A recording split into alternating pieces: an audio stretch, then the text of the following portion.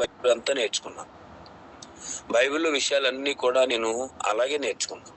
ఎందుకంటే బయటికి అక్కడికి ఇన్సైడ్ కాలేజీలకు వెళ్ళలేదు కనుక నేను ఎలా నేర్చుకోవాలి అనుకునే మాటను దేవుని సేవకులు బోధిస్తూ ఉండగా వారి యొక్క బోధనా శైలి ఎలా ఉంది, వారు ఎలాగా క్రీస్తు ప్రభువును ప్రకటన చేస్తున్నారు. అంతిమంగా మనం చూడవలసింది క్రీస్తును. దానికి అనుబంధంగా మూలవాక్యంగా ఒక మాట మీకు తెలియచేస్తాను. ఎందుకంటే లోగడ మీకు ఒక మాట చెప్పాను. మ్యాథమెటిక్స్ లో 2 పద్ధతులు ఉంటాయి. ఒకటి లెక్క ఇచ్చి ఆన్సర్ జవాబు రాబట్టుకోవడం. ఎవరు మ్యూట్ ఆన్ చేస్తున్నా చూసుకోండి. భారతీయ గారు అంటే ఆన్ చేయకండి. ఓకే. రెండవది ఆన్సర్ ఇచ్చేసి దీనికి సొల్యూషన్ కనుక్కోండి. సొల్యూషన్ ఒకటి ఇచ్చి, లెక్క ఒకటి ఇచ్చి, ప్రాబ్లం ఒకటి ఇచ్చి దానికి సొల్యూషన్ కనుక్కోవడం, లేదంటే సొల్యూషన్ ముందే ఇచ్చేసి ఆన్సర్ ముందే ఇచ్చేసి దాన్ని లెక్క ఎట్లా, ఈ ఆన్సర్ ఎట్లా వస్తుంది అనేది కనుక్కోండి. ఈ 2 మెథడ్స్ బైబిల్లో కూడా మనకు కనబడతాయి. సకల శాస్త్రాల నుండి కూడా బైబిల్ మనం వెతుక్కోవచ్చు. బైబిల్లో నుంచి సకల శాస్త్రాల దగ్గరికి వెళ్ళొచ్చు. సకల శాస్త్రాలను అవపోషణ చేసిన వాడు మళ్ళా బైబిల్ దగ్గరికి వస్తే ఇంకా స్పష్టంగా దేవుని యొక్క నిత్య శక్తి, దేవత్వం యొక్క పరిపూర్ణత అర్థమవుతుంది. నన్ను ఇట్లా బలపరిచిన దాన్ని బట్టి నేను ఆసక్తిగా ఈ మాటలు చెప్పాలని ఆశపడుతున్నాను. ఇందులో కొత్త మాటలు ఏమి ఉండకపోవచ్చు. ఆల్రెడీ నిర్గమకాండం, లేవియా కాండమును దాటి రాజుల గ్రంథం వరకు వచ్చేసాం కనుక మళ్ళా కొత్తగా ఉండొచ్చేమో, లేకపోతే పాతగా ఉండొచ్చేమో. ఏది ఏమైనా మరొకసారి క్రీస్తుని మరలా మనం గాఢంగా తెలుసుకోవడానికి, మరింత ఎక్కువగా అర్థం చేసుకోవడానికి నిత్యము ప్రయత్నం చేస్తున్నాం. ఎందుకంటే దివారాత్రములు ధ్యానించేవాడు ధన్యుడు. దివారాత్రాలు ధ్యానించి, ఇప్పుడు ఆల్రెడీ ఎన్నోసార్లు బైబిల్ చదివేసిన వారు ఉండొచ్చు. ఒక 20 సార్లు 30 సార్లు చదివిన వారు ఉండొచ్చు. ప్రతి సంవత్సరము ఒక బైబిల్ని పూర్తి చేసి మరొక కొత్త బైబిల్ తీసుకొని మళ్ళీ ప్రారంభించి చదివిన వారు ఉండొచ్చు. ఎన్నిసార్లు చదివినా, ఎంత మనం ధ్యానం చేసినా అదంతా కూడా మన ధన్యతను మరి చూపిస్తూ ఉంది, మనకు ధన్యతకు కారణం అవుతుంది. కాబట్టి దేవుని యొక్క కృపను బట్టి, దేవుని యొక్క ప్రేమను బట్టి ప్రభు ఇచ్చినటువంటి అవకాశాన్ని మనం సద్వినియోగం చేసుకుందాం. సమయం 5:28 అయింది. ఎక్కువ సమయం కాకుండా కొంత ఇట్ ఈజ్ ఇన్ఫర్మేషన్ అనమాట అండి. ఇన్ఫర్మేషన్తో పాటు మనం ఆలోచించుకోవాల్సింది ఏంటంటే, క్రీస్తుని ఇంకా లోతుగా మనం తెలుసుకోవాలి అనే కోరికతో, ఆలోచనతో ముందుకు అడిగేద్దాం. మరలా మనం చదువుకున్నటువంటి లేఖన భాగంలో 23వ అధ్యాయంలో 4వ వచనాన్ని నేను చదువుతున్నాను. 4వ వచనాన్ని నేను చదువుతున్నాను.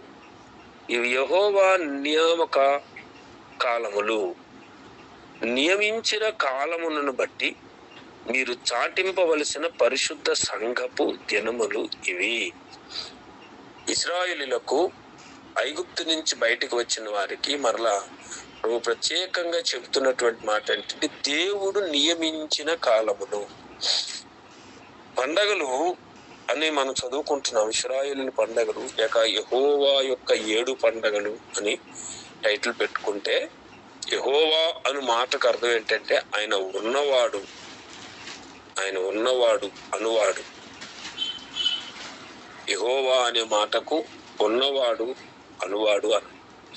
యేసు అనే మాటకు రక్షకుడు అని. యెహోవా, ఒక ఆయన అన్నాడు, యెహోవా ఈజ్ ఈక్వల్ టు యేసు. ఈజ్ ఈక్వల్ టు కాదు, యెహోవా ఈజ్ జీసస్. యెహోవాయే యేసై ఉన్నాడు, యేసే యెహోవాయే ఉన్నాడు. పాత నిబంధనలో అలాగూ ప్రత్యక్షమయ్యాడు, కొత్త నిబంధనలు ఇలాగ ప్రత్యక్షమయ్యాడు, కృపాకాలంలో ఆత్మస్వరూపుడుగా ప్రత్యక్షమయ్యాడు. అంతా ప్రత్యక్షమైన ఆయన్ని. యేసై అంటాడు, మీరు దైవములని నేను అన్నానని మీరు రాసుకోవాలి. మీరు చదవలేదా? మీరు దైవములని నేను అన్నానని మీరు చదవలేదు. ఎక్కడుందా మాట అంటే 82వ కీర్తనలో ఉంటాం. 82:6లో మీరు దైవములనియు మీరందరూ సర్వోన్నతుని కుమారులనియు నేనే సెలవిచ్చుచున్నాను అని దేవుడు అన్న మాటను కీర్తనకారుడు ప్రవచనం ఎత్తి చెప్పాడు. నేనే అన్నానన్న మాటను ప్రభువారు స్వీకరించాలని అంటారు. మీరు దైవములనియు నేను సెలవు ఇచ్చానని మీరు చదువుకుంటున్నారు కదా. నేను సెలవిచ్చారంటే మరి అక్కడ ప్రవచనాత్మకంగా ఆత్మస్వరూపంగా వచ్చి అభిషేకించి ప్రేరేపించింది నేనే. ఈ మాటలు వాళ్ళు అర్థం చేసుకోలేకపోయారు అంతే.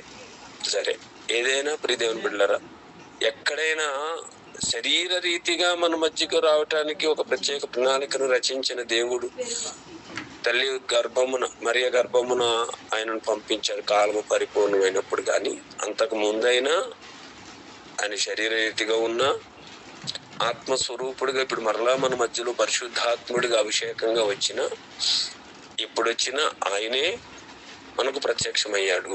అందుకే కొలస్సీ పత్రిక 2:17 చదవండి. కొలస్సీ పత్రిక 2వ అధ్యాయం 17వ వచనం. నేను చదువుతాను.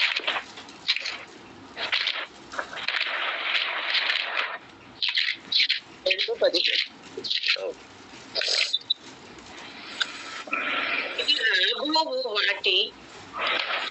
గాని నిజ స్వరూపము క్రీస్తులో ఉన్నది.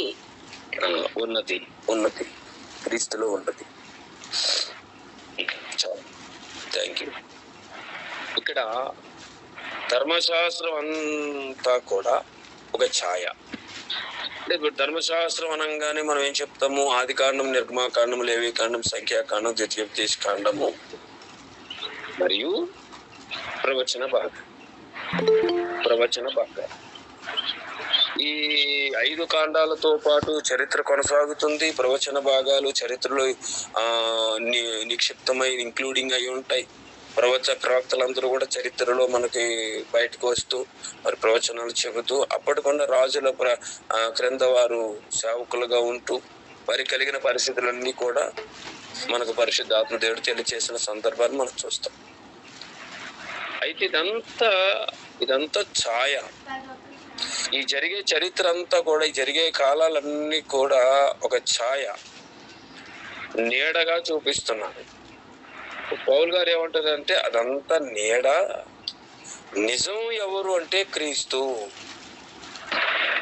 ఇది నన్ను బలపరిచి, మాట నన్ను బలపరిచి బైబిల్ అంతా కూడా క్రీస్తు అనేటటువంటి ఒక దుర్బిణిని పెట్టుకొని ఆ మాట క్రీస్తులో నెరవేరిందా లేదా, క్రీస్తు మనకు చెబుతున్నాడా లేదా, క్రీస్తు ప్రభువును చూడగలుగుతున్నామా లేదా, అవన్నీ క్రీస్తులో నెరవేరితే ఎట్లా ఉంటది అనేటటువంటి ఆ ఆశతో చదువుకున్నాం. కనుక ఈ రోజున మన పాఠము పండుగలు చేసుకోవాలి. ఆ రోజున పండుగలు వారు ఎలా చేశారు, ఈ రోజున మన పండుగలు ఎలా చేసుకుంటున్నాం, అసలు మన పండుగలు చేస్తే ఎట్లా చేయాలి, ఏ రకమైన పండుగలు మనకు ఉన్నాయి, ఉంటే వాటిని ఎలా ఆచరించాలి, ఇటువంటి ఆలోచనతో ముందుకి కొనసాగిపోతాం. మరలా ఒకసారి ఆ మాటను మళ్ళీ చదువుకుందాం. 23 లేవీకాండం 23:4 ఏమన్నాడంటే యెహోవా దేవుడు నియమించిన మనుషులు పెట్టుకున్నాయి కాదు. మనుషులు పెట్టుకున్న పండుగలు ఉన్నాయి. ఇశ్రాయేల్ దేశంలో మనుషులు పెట్టుకున్న పండుగలు ఉన్నాయి. ఉదాహరణకి మీరు గమనిస్తే యెఫ్తా కుమార్తెను గురించి 4 దినాలు పండుగ చేసుకుంటారు వాళ్ళు. మీకు జ్ఞాపకం ఉండే ఉంటుంది. యెఫ్తా కుమార్తె యొక్క కన్యాత్వమును గురించి ఆమె అంగలార్చిన దినముల తర్వాత తండ్రి తను మొక్కుబడి చేసుకున్న ప్రకారము ఆమె పట్ల చేసెను అని చెప్పిన తర్వాత ఇశ్రాయేలీలు ఆమె నిమిత్తము ప్రతి ఏటా 4 దినాలు వారు తిరణాలు చేసుకునేటటువంటి పరిస్థితి ఉంది. మీరు ఎప్పుడన్నా అది గమనించారో లేదో నాకు తెలియదు. 4 దినాలు పండుగ చేసుకుంటారు. తర్వాత ఎస్తేరు కాలంలో యూదులందరినీ చంపాలనుకున్నటువంటి హామాను చచ్చిపోయిన తర్వాత అక్కడ కూడా ఒక పండగ చేసుకున్నారు. వాళ్ళు కూడా ఒక పండగ చేసుకున్నారు. ఇవి దేవుడు నియమించిన కాలాలు కాదు. అంటే అక్కడ జరిగినటువంటి వారి పరిస్థితులను బట్టి, వారి హృదయము సంతోషించిన దాన్ని బట్టి ప్రతి సంవత్సరం జ్ఞాపకం చేసుకోవడం అనేది ఒకటి ఉంది. ఆ చేసుకోవడాన్ని వారి పండగగా ఆచరిస్తున్నారు. ఇప్పటికీ చేస్తున్నారేమో నాకు తెలియదు, కానీ ఇజ్రాయేల్ వెళ్ళి వచ్చిన వారు అలాంటి ఇన్ఫర్మేషన్ ఏం తెస్తారేమో అని చూశాను, కానీ మరి ఎవరు అలాంటి ఇన్ఫర్మేషన్ తేలేదు. రైట్. అయితే ఇశ్రాయేలీయులు చాలా పండుగలు, ఆ తర్వాత కాలంలో చాలా పండుగలు మిక్స్డ్ జనాంగం అయిపోయిన తర్వాత కొన్ని ఆచారాలు కట్ట వచ్చినాయి లోపల. అవి దేవుడు నియమించినవి కాదు. దేవుడు నియమించిన కాలాలు 3. అప్పుడైనా ఇప్పుడైనా 3. అది చెప్పడమే ఈ పండగల యొక్క ముఖ్య ఉద్దేశం. వారిని 3 సమయాల్లో కనబడమన్నాడు. ఇప్పుడు కూడా 3 సందర్భాల్లో మనం కనబడడానికి దేవుడు నియమించాడు. దీన్ని పోల్చుకుంటూ మనము కొంత సమాచారాన్ని దేవుని సన్నిధిని మనం నేర్చుకుందాం. దేవునికి స్తోత్రం కలుగును. నిర్గమాకాండము 23వ అధ్యాయము 14 నుండి 16 వచనాల్లో ఉన్న భాగాన్ని మనం చూస్తే అక్కడ కొంత మనకి దేవుడు ఈ పండగల విషయమై వివరణ ఇచ్చాడు. సంవత్సరమునకు 3 అది చదవమంటే 3 మాసములు నాకు పండగ. 3 మాసాలు 3 మారులు 3 మారులు నాకు పండగ ఆచరింపవలెను. పులియని రొట్టెల పండుగ నాచరింపవలెను. నేను నీకు ఆజ్ఞాపించినట్లు అబీబు నెలలో నీవు ఐగుప్తులో నుండి బయలుదేరి వచ్చినవు గనక ఆ నెలలో నియామక కాలములను 7 దినములు పులియని రొట్టెలను తినవలెను. నా సన్నిధి ఎవడును వట్టి చేతులతో కనబడకూడదు. 16 కూడా ఉందా? 16 కూడా చదివాడు. నీవు పొలములో విత్తిన నీ వ్యవసాయములలో తొలి పంట యొక్క కోత పండుగను పొలములో నుండి నీ వ్యవసాయ ఫలములను నీవు ముట్టుకొనిన తరువాత సంవత్సరాంతరము నందు ఫల సంగ్రహపు పండుగలు ఆచరింపవలెను. చాలా దేవునికి స్తోత్రం కలిగిన. Thank you. సంవత్సరమునకు 3 మారులు పురుషులందరూ ప్రభు అయిన యెహోవా సన్నిధిని కనపడు. 3 మారులు 3 కాలాలు ఏర్పాటు చేశాడు దేవుని సన్నిధిలో. దేవుని కదా ఈ 3 కాలాలు మనకి ఇశ్రాయేలు క్యాలెండర్ ప్రకారం, వాళ్ళది లునార్ క్యాలెండర్, అంటే చంద్రమాన సంవత్సరం. వాళ్ళు చంద్రమాన సంవత్సరం అనగానే ఆ డేట్లు మారిపోతాయి అన్నమాట. సూర్యమాన సంవత్సరం అయితే మారదు, డేట్ మారదు. ఎప్పుడు క్రిస్మస్ సూర్యమాన సంవత్సరంలో జరుగుతుంది. అందుకే మనకి ఈస్టర్, గుడ్ ఫ్రైడే చంద్రమాన సంవత్సరం బట్టి జరుగుతాయి కనుక ప్రతి సంవత్సరం ఒక డేట్ లో రావాయి. ఒక రోజు ఒక సంవత్సరం ఏప్రిల్ వస్తుంది, ఒక సంవత్సరం ఏప్రిల్ ఎండింగ్ లో వస్తుంది, ఒక సంవత్సరం ఏప్రిల్ స్టార్టింగ్ లో వస్తుంది, ఒక సంవత్సరం మార్చ్ ఎండింగ్ లో వస్తుంది. ఇట్లా జరుగుతుంది. యాక్చువల్గా 3 సందర్భాలు ఎప్పుడెప్పుడంటే ఏప్రిల్ నెల, జూన్ నెల, సెప్టెంబర్ నెల. ఏప్రిల్ నెలలో మనం ఈస్టర్ చేసేసుకున్నాం. జూన్ లో మొన్న పెంతెకోస్తు డే చేసుకున్నాం. సెప్టెంబర్ లో ఇంకొక పండగ కాలం మిగిలిపోయింది. ఎందుకు మీకు ముందే ఆన్సర్ ఇస్తున్నాను, వీటన్నిటినీ మరలా క్రీస్తు ప్రభులో వెతుక్కోవాలి మనము అనే సందర్భాన్ని జ్ఞాపకం చేస్తున్నాం. ఒకటే పులియని రొట్టెల పండగను వారు పస్కా పండుగ అని కూడా పిలిచారు. తర్వాత ప్రథమ ఫలాల పండుగ, కోతను ఫస్ట్ పండిన దాన్ని కొడవలు వేసి కోసి తీసినటువంటి దానిని పస్కా పండుగ అన్నారు. ఒక కోత పండుగ. దానిని పెంతెకోస్తు పెంతెకోస్తు పండగ. మూడవది కోసినటువంటి పంటంతటిని కూడా సమకూర్చుకునే పండగ. దీన్ని పర్ణశాలల పండుగ అని కూడా పిలిచారు. పస్కా పండుగ, పెంతెకోస్తు పండుగ, పర్ణశాల. పస్కా పండుగ అయినటువంటి 50 దినాలకు లెక్క పెట్టి పెంతెకోస్తు పండుగను చేస్తారు. అలాగే పస్కా పండుగను అనుసరించి మరొక 2 పండుగలు ఉంటాయన్నమాట. పస్కా పండుగను అనుసరించి మరొక 2 పండుగలు అంటే పస్కా పండుగ, తర్వాత పులియని రొట్టెల పండుగను చేస్తారు. పులియని రొట్టెల పండుగను చేసి వారు దేవుని సన్నిధిలో పరిశుద్ధముగా కనపడాలి. దేవునికి స్తోత్రం కలుగును. దేవుని బిడ్డలారా, ఈ పండగలు ఒక్కొక్కటి మనము చూస్తే ప్రతి పండగ వెనుక కూడా ఒక మహోన్నతమైన ఉద్దేశాన్ని దేవుడు వారికి ఇచ్చాడు. పండగ అనగానే సంతోషకరమే. ఆన్ చేస్తున్నాను, ఈవిడ ఎవరో ఆన్ చేస్తున్నారు. ఎందుకు ఆన్ చేస్తున్నారు? ఏమన్నా మీకు అర్థం కాకపోతే, మీకు ఈ చెప్పే అంశాల్లో ఏదైనా మీకు అర్థం కాలేదనుకోండి, మన లక్ష్యవారం ఒక మాట చెప్పాను మీకు. అర్థం కానిది, అనుమానం వచ్చింది, పక్కన రాసి పెట్టుకోండి. లక్ష్యవారం శుక్రవారం క్వశ్చన్ అవర్ ఉంది కదా, అప్పుడు అడగండి. ఇప్పుడు ఎవరు మాట్లాడద్దు. దేవునికి స్తోత్రం. కాబట్టి ఈ 7 పండగలు 3 కాలాలు, 7 పండగలు 3 కాలాలు, పొంగని లేక పులియని రొట్టెల పండుగ, ప్రథమ ఫలాల పండుగ, అలాగే సమకూర్పు పండుగ, ఆ తర్వాత వీటన్నిటిని బట్టి సంతోషించే పర్ణశాలల పండుగ, దానికి బోరల పండుగ, ప్రాయశ్చిత్త దినము, పర్ణశాలల పండుగ అని చెప్పి 7 పండగల కాలాలు, 7 పండగల సమయాలు, 3 కాలాలు దేవుడి ఏర్పాటు చేశాడు. ప్రతి కాలము కూడా ఒక మహోన్నతమైన చరిత్రను మనకు తెలియచేస్తూ ఉంటుంది. దేవుడు చేసినటువంటి కార్యాన్ని జ్ఞాపకం చేసుకోవడం. ఇప్పుడు మనం చెప్పుకునే పండగలు కూడా దేవుడి కార్యాన్ని మరలా ఒకసారి పునశ్చరణ చేస్తున్నాం. సింహావలోకనం అంట, ఆల్రెడీ పాఠం అయిపోయింది, మరలా జ్ఞాపకం చేసుకుంటున్నాం.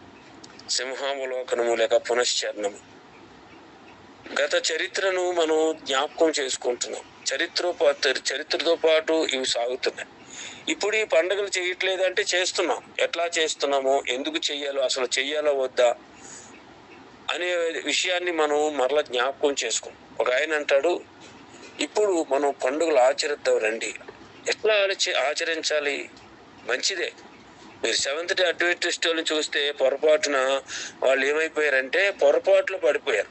మరలా ఇవన్నీ అక్షరార్థంగా చేయడం ప్రారంభించారు. Seventh day Adventist it is a cult congregation. అదొక తప్పుడు బోధ. పట్టుకునే బైబిల్ అదే, చెప్పే బోధలవే, కానీ దారి మళ్లించేశారు. యెహోవా సాక్షులు వారు కూడా ఇట్లాంటి విషయాలను ధ్యానం చేస్తూ అండ్ చార్లెస్ బెర్ట్రాండ్ రస్సెల్ అనుకుంటా ఆయన పేరు, ఆయన ఏం చేశాడంటే యెహోవాయే దేవుడు కాదని చెప్పేశాడు. అది పూర్తిగా వాళ్ళు సిలువకు శత్రువులు అయిపోయారు, క్రీస్తుకు శత్రువులు అయిపోయారు. డినామినేషన్ లో, మత శాఖలో, క్రైస్తవ మత శాఖల్లో మరి భయంకరమైన శత్రు శాఖ ఏదైనా ఉన్నది అంటే యెహోవా సాక్షులే క్రీస్తు సిలువకు శత్రువు. మనం పాత నిబంధన అంశాలు నేర్చుకునేటప్పుడు మనస్సు ఆలోచన దగ్గర పెట్టుకొని వినాలి, ధ్యానం చేయాలి. ఎందుకంటే ఈ విషయాలు ఆ విషయాలు ధ్యానం చేస్తున్నప్పుడు కొన్ని సమయాలలో అపవాది దారి మళ్లించే అవకాశం. కాబట్టి మనం జాగ్రత్త కలిగే విషయాలను నేర్చుకోవాలి. పండుగలు ఆచరించాలి, కానీ ఎట్లా ఆచరించాలి? కొత్త నిబంధన భక్తులు ఎట్లాగ పండుగను ఆచరించేటప్పుడు ఏం చెయ్యాలి? గుడ్ ఫ్రైడే చేస్తాము, ఈస్టర్ చేస్తాము. తర్వాత గుడ్ ఫ్రైడేకి ఈస్టర్కి మధ్యలో ఒక సైలెంట్ డే ఒకటి ఉంది. అసలు ఆ సైలెంట్ డే సంగతి ఏమిటి?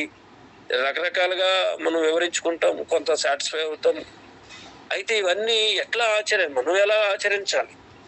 ఇప్పుడు కాలంలో ఎలా ఆచరించాలి, ఇవన్నీ కూడా ఈ పండగల విషయంలో మనం ధ్యానం చేయాలనే కోరికతో ఈ ప్రారంభం చేశాం. ఏమండి, పస్కా పండుగను మనం వెనక్కి తీసుకువెళ్తుంది. ఇజ్రాయెల్ యొక్క ఐగుప్తు విడుదలను తెలియచేస్తుంది. తరువాత పెంతుకోస్తు పండుగ ప్రథమ ఫలాలను తెలియచేస్తాడు. ప్రథమ ఫలాలు అయిన తర్వాత ఇక ఎక్కడికక్కడ కోతలు అన్నమాట. కోతల పండుగ అని కూడా అనొచ్చు. అంటే పంట సమృద్ధి వస్తుంది. ప్రభువైన యేసుక్రీస్తు వారు అంటారు కదా, ఏమంటారంటే ఇదిగో కోత విస్తారంగా ఉంది, కోసేవారు కొదువుగా ఉన్నారు. కాబట్టి కోతల పండుగ. అట్లాగా ఒక్కొక్క అంశము క్రీస్తు ప్రభువులో, క్రీస్తు సన్నిధిలో ఎట్లా నెరవేరుతుంది అని తెలుసుకుంటూ ముందుకి కొనసాగుతుంది అండి. పండుగలు అంతరార్థం మన జీవితాల్లో నెరవేర్చాలనుకుంటే మనం క్రీస్తుకు మన ప్రభువైన యేసుక్రీస్తు వారు మనకి పస్కా గొర్రె పిల్లగా ఇవ్వబడ్డాడు అని రాయబడి ఉంది. కొరింథీయులకు రాసినటువంటి మొదటి పత్రిక 5వ అధ్యాయం 7వ వచనం. 5వ అధ్యాయం 7వ వచనం. మొదటి కొరింథీ పత్రిక 5వ అధ్యాయం 7వ వచనం.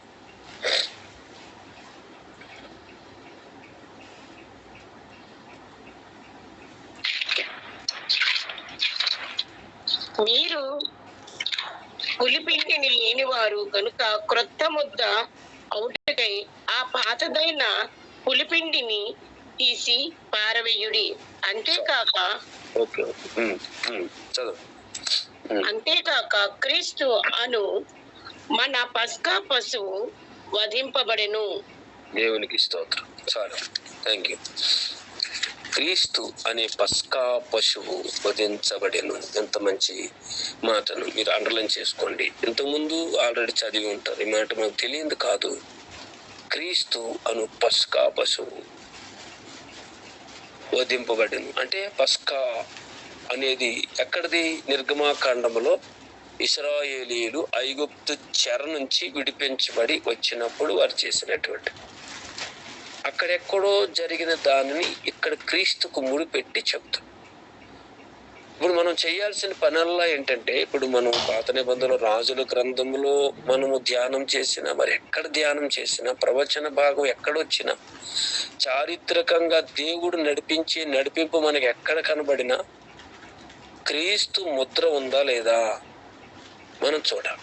క్రీస్తు ముద్ర లేకుండా మనం దాటిపోదామంటే అది ఒక నోవెల్ చదివినట్టు ఉంటుంది. నవల చదివి పక్కన పెట్టినట్టు. చాలా మంది రోజున బైబిల్ చదువుతున్నారు కదా, చాలా మంది చదువుతున్నారు. అన్యులు కూడా, మతోన్మాదులు కూడా బైబిల్ విపరీతంగా చదివేస్తున్నారు. ఏమండి, గ్రంథములో రంధ్రాలు వెతకడం కోసమే వాళ్ళు అన్వేషణ చేస్తున్నారు, కానీ సత్యాన్వేషణ చేయలేదు. వాళ్ళకి అలాగే కనబడుతుంది. బైబిల్కు ఉన్నటువంటి విశిష్టత వారికి అర్థం అవ్వలేదు. బైబిల్కు ఉన్న విశిష్టతను గురించి చెప్పాలి అనుకుంటే మనం ఇంకొక క్లాస్ తీసుకోవాలి. బైబిల్ అసలు మనుషులకు ఇన్ని రకాలుగా ఎందుకు కనబడుతుంది? దేవుడు లేనేవాడికి కూడా కనబడుతుంది బైబిల్. అవును, ఇందులో ఉన్న దేవుడు లేడు, యేసు దేవుడు కాదు అన్నట్టుగా కూడా కనబడుతుంది. యేసు దేవుడు కాదు అన్నట్టుగా వినపడుతుంది ఆ మాటలు. ముస్లిమ్స్ ఎందుకు దారి మళ్ళీపోయారు? యేసు ప్రభువు ప్రార్థన చేస్తున్నాడు, తండ్రి అని ప్రార్థన చేస్తే ఆ తండ్రి ఎవరు? ఈయన ఎవరు? ఈయన ఓన్లీ మెసెంజర్ అని అంటాడు. వాడికి అలాగే అర్థమవుతుంది. అంటే ఏదో ఒక మాటను పట్టుకుని దాని దగ్గర అలా స్టాండ్ బై అయిపోతాడు అనమాట. ఇంకా అది ముందుకు వెళ్దు, అందుకు వెళ్దు. టీవీలో బొమ్మ చూడండి, నేలకేసి రిమోట్ ని కొట్టినది కలగ ఉంటుంది. That is stand by. అలా ఉండిపోద్ది అనమాట. ఇంకే ముందుకి వెనక్కి కదలదు, ఇంక అంతే. కొంతమంది మోస విధానం. ఇంకా దానికి ముందుకి వెళ్ళరు, వెనక్కి వెళ్ళరు, ఆలోచన చేయరు. ఏమండి, డినామినేషన్ యొక్క డాక్ట్రిన్స్ అన్ని కూడా మోస అనమాట. ఇంకా మోసలో పోసిన అచ్చు ఎప్పటికీ అలాగే వస్తుంది జీవితకాలం. దేవుని పిల్లలు అలాగ ఉండకూడదు. ఏమండి, దేవుని పిల్లలు ఇంకా లోతుగా, సత్యము బహు దూరముగాను లోతుగాను ఉన్నది అని ప్రసంగి అన్నాడు. ఆయన మహాజ్ఞాని కదా, ఆయనే లోతుగా దూరంగా ఉన్నది మీరు ప్రయాసపడండి అంటే, మోస వేసేసుకొని అచ్చులు వేసేసుకొని ఇదే రైట్ అని చెప్పుకోవడం ఎంతవరకు న్యాయం? న్యాయం కాదని. అంచేత ప్రియ దేవుని బిడ్డలారా, పస్కా పశువు వధించబడింది అని చెప్పినప్పుడు అంటే యేసుక్రీస్తు వారు పస్కాలో జరిగినటువంటిది యేసుక్రీస్తులో జరిగింది.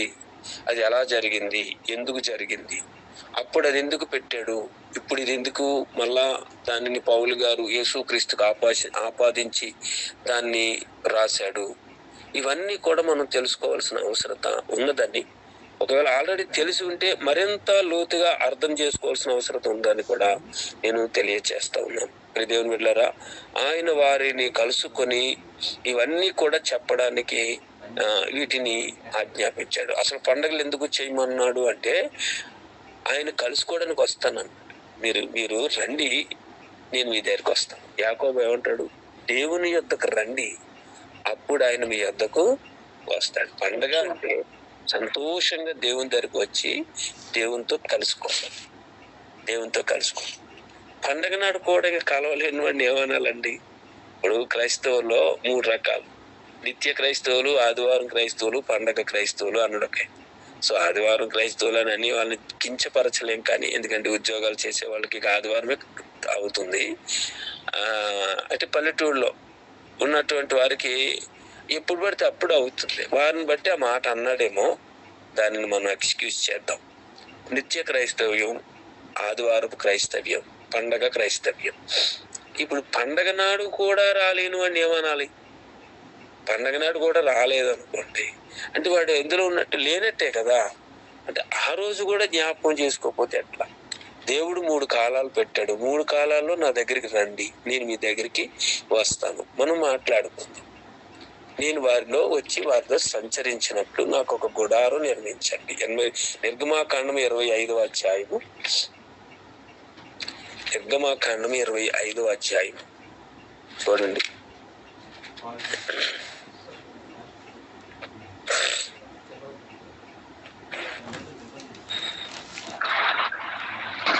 మొదటి వచనం అండి. కాదమ్మ, ఒక్క నిమిషం.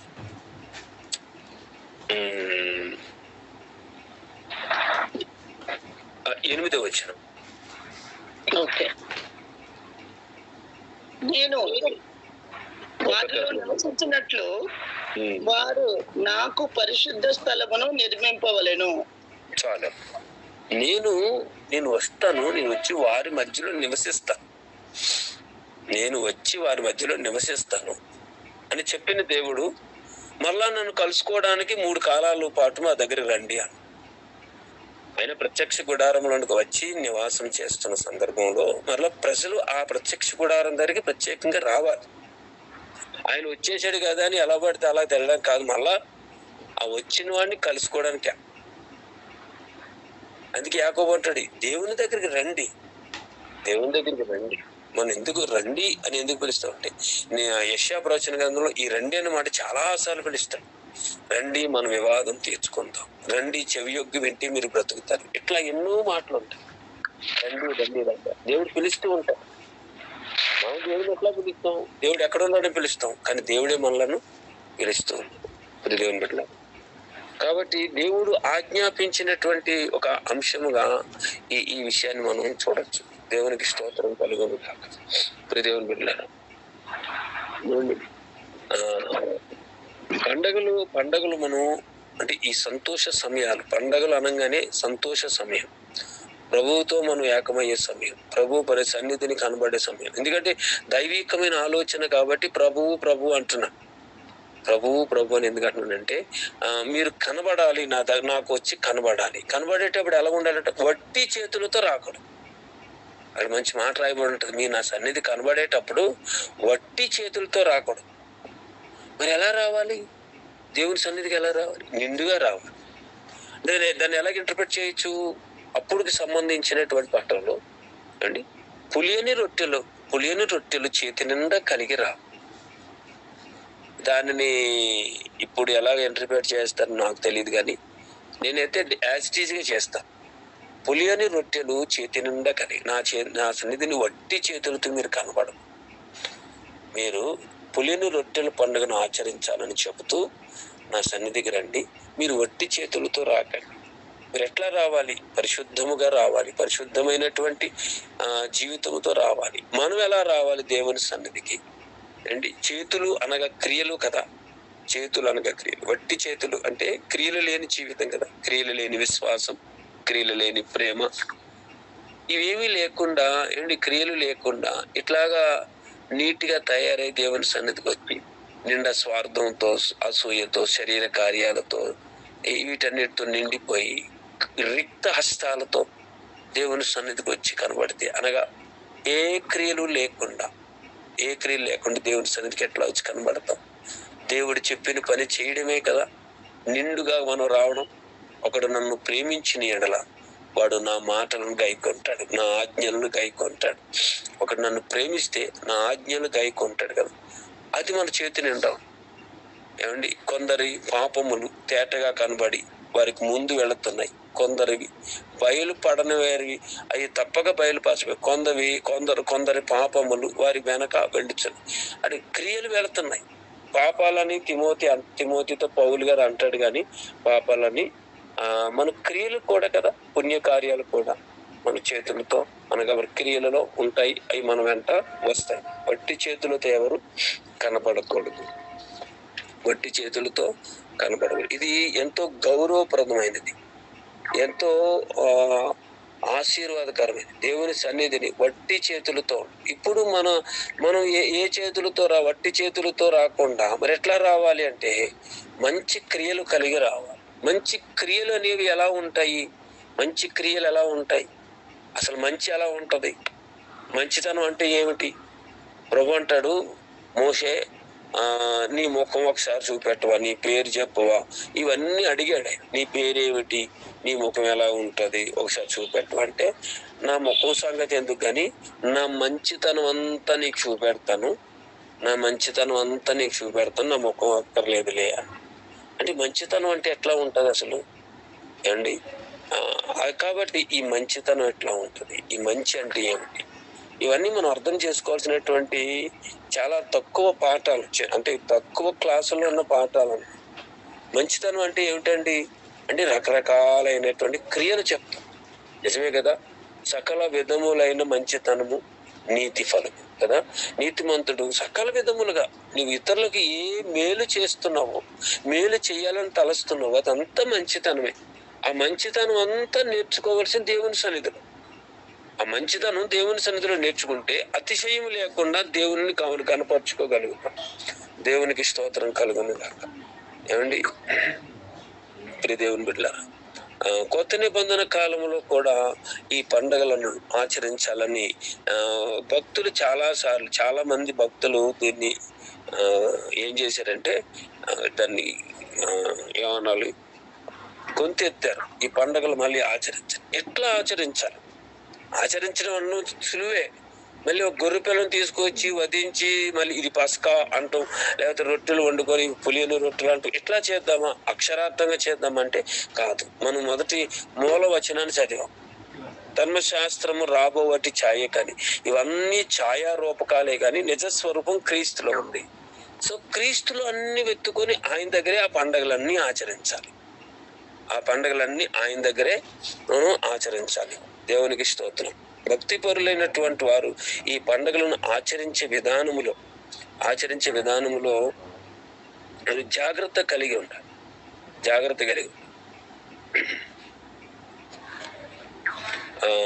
ఒక మాట చూద్దాం. నెహెమియా కాలంలో నెహెమియా ఒక చింతను అనుభవిస్తూ ఉన్నాడు. ఈ సందర్భంగా ఒక మాట చూద్దాం, నాకు జ్ఞాపకం వస్తుంది. నెహెమియా 8వ అధ్యాయము 17వ వచనములో అక్కడ ఉన్నటువంటి విషయాన్ని చూద్దాం. 8వ అధ్యాయము 17వ వచనము.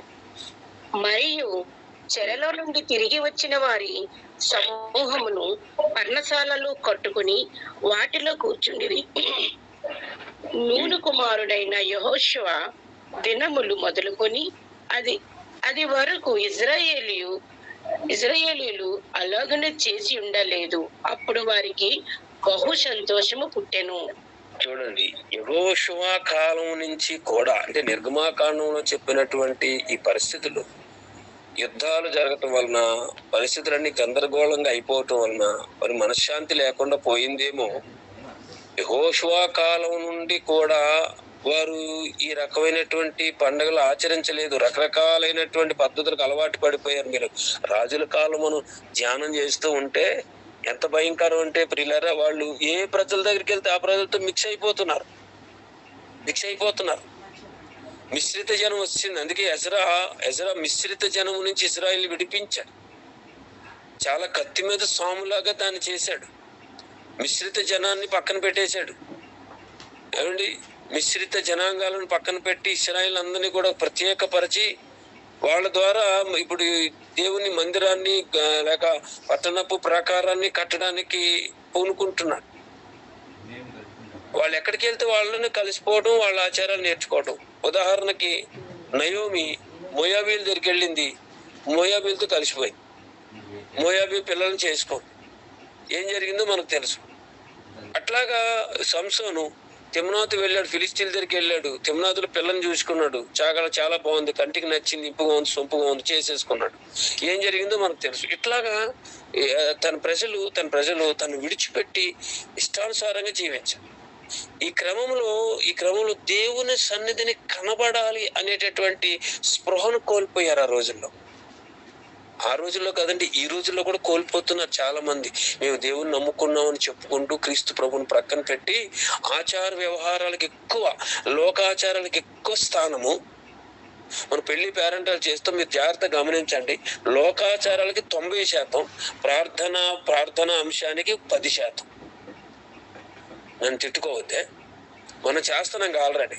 చాలా మంది పెళ్లి పేరెంటాలు చేసేవాళ్ళు తెలుసు. ఎందుకంటే మనం టెంప్ట్ అయిపోతాం.